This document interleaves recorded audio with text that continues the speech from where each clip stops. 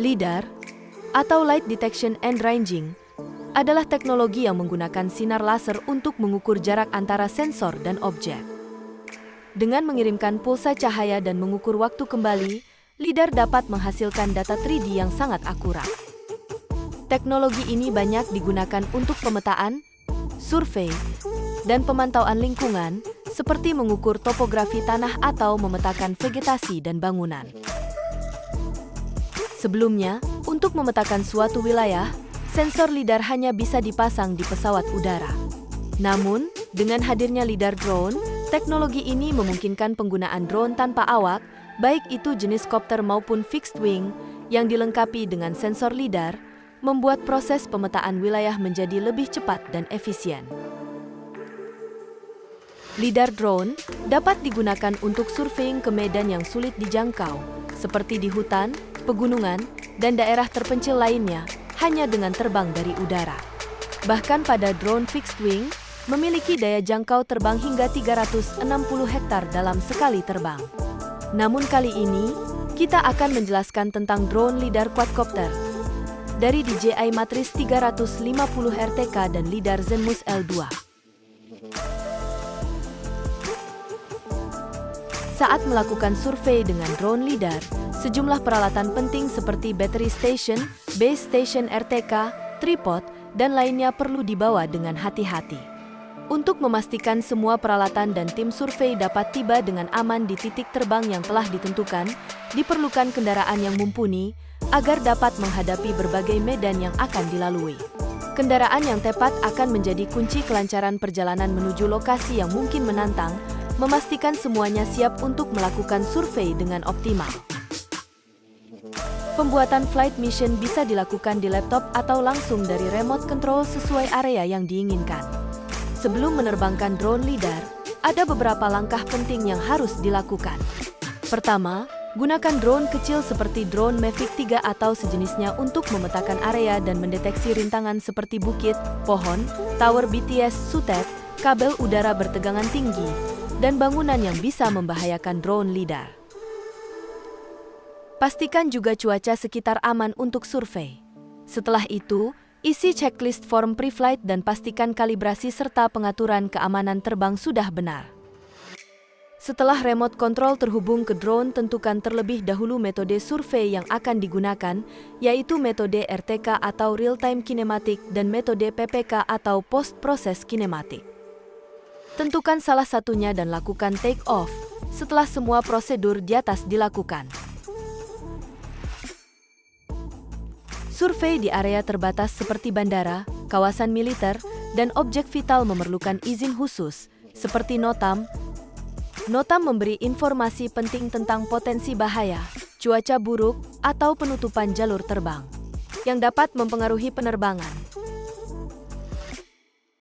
Untuk misi terbang di bandara, lakukan unlock geozone pada remote control dengan submit dokumen yang diterbitkan dari Kemenhub dan Airnav setempat. Setelah izin dan unlock geozone selesai, terbangkan drone sesuai misi yang disetujui dan koordinasikan dengan Airnav setempat untuk memantau pergerakan drone di area yang telah disetujui oleh otoritas bandara dan Kemenhub. Proses pengolahan data dimulai dari aplikasi DJI Terra yang digunakan untuk mengekstrak data mentah dan memproses data LiDAR dalam format LAS dan GeoTIFF, serta menampilkan point cloud hasil survei dan fotogrametri. Selanjutnya, Terra Solid digunakan untuk mengklasifikasi data LiDAR, memisahkan antara tanah dasar dan objek lainnya, menghasilkan data seperti DEM, kontur, koordinat, dan elevasi.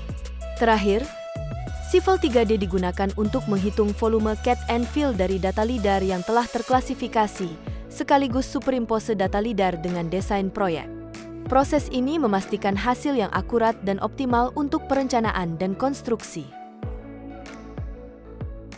Seringkali tim LiDAR menghadapi beberapa tantangan saat proses akuisisi data di lapangan.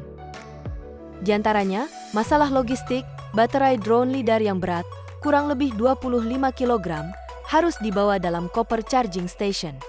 Baterai ini memiliki kapasitas besar, yakni 263 Wh, melebihi batas 100 Wh yang diizinkan oleh maskapai penerbangan, sehingga perlu pengiriman khusus melalui pesawat kargo atau kapal kargo.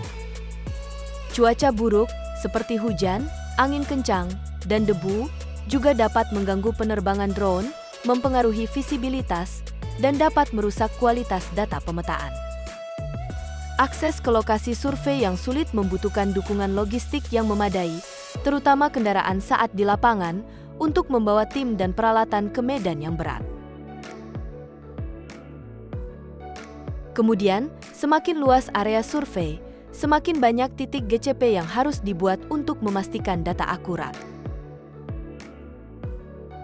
Dikarenakan kapasitas baterai juga terbatas, yakni 25 menit dalam sekali terbang, strategi yang matang dalam penerbangan drone perlu dilakukan, seperti memilih titik start point atau take-off point cut dengan home pen drone tersebut, tidak menerbangkan drone di saat kondisi baterai sedang panas. Juga mengantisipasi cuaca panas dan angin kencang dengan melakukan akuisisi data di pagi atau sore hari. Selain itu, izin terbang di sekitar bandara atau objek vital memerlukan waktu sekitar 15-20 hari untuk proses penerbitan notam. Sehingga diperlukan waktu persiapan lebih lama jika area terbang berdekatan dengan bandara atau objek vital. Faktor eksternal, seperti gangguan dari oknum tertentu, kadang-kadang juga mempengaruhi kelancaran survei. Dengan berbagai tantangan ini, strategi mitigasi keselamatan yang matang sangat diperlukan agar proses akuisisi data tetap berjalan lancar dan akurat. Dengan memahami pentingnya perizinan dan prosedur yang tepat, kita dapat memastikan misi survei drone berjalan dengan aman dan efisien. Pastikan semua proses dan prosedur keselamatan terbang sudah lengkap, agar selama proses penerbangan drone berjalan lancar. Sekian penjelasan dari kami, terima kasih.